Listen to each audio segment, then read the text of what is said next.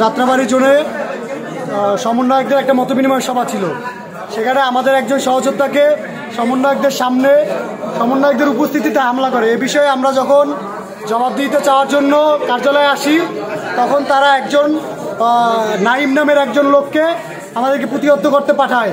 সে এসে আমাদের শান্তিপূর্ণ যে একটা বিক্ষোভ ছিল, সেই বিক্ষোভে সে একটা বিশৃঙ্খলা সৃষ্টি করে এবং আমাদেরকে বিএনপি, ছাত্রলীগ, ছাত্রদল এগুলো ট্যাগ দেয়।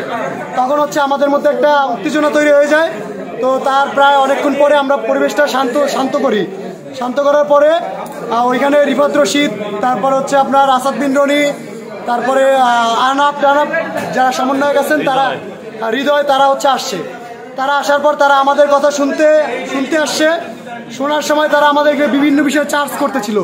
যখন তারা চার্জ করতেছিল, তখন গতকালকে যে সন্ত্রাসী বাহিনী আমাদেরকে হামলা করেছিল, ওরা আবারও তাদের নেতৃত্বে আবারও আমাদের উপরে হামলা করে। এই হচ্ছে কাহিনী। তো আমরা হচ্ছে টোটালি একটা শান্তিপূর্ণ অবস্থানে ছিল। কোথায় হামলা হয়েছে আজকে বৈষম্য বিরোধী ছাত্র আন্দোলনের কার্যালয়ে, রূপায়ণ টাওয়ারের 2 তলায় আর কি।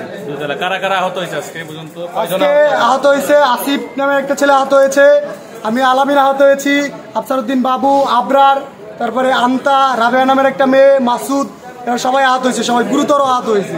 এর মধ্যে আসিফের মাথা ফাটাই ফেলছে, তারপর ওকে বিভিন্নভাবে মারার কারণে ও অজ্ঞান হয়ে গেছে। তারপর ওই যে ইমরান সরকার আছে, ইমরান সরকারের এখনো মাথার মধ্যে গুলি রয়ে গেছে, নাকের মধ্যে গুলি রয়ে গেছে। গুলি করছে কে?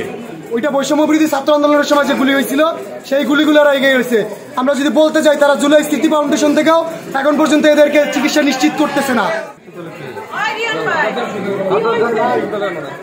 নামটা হচ্ছে আন্তা।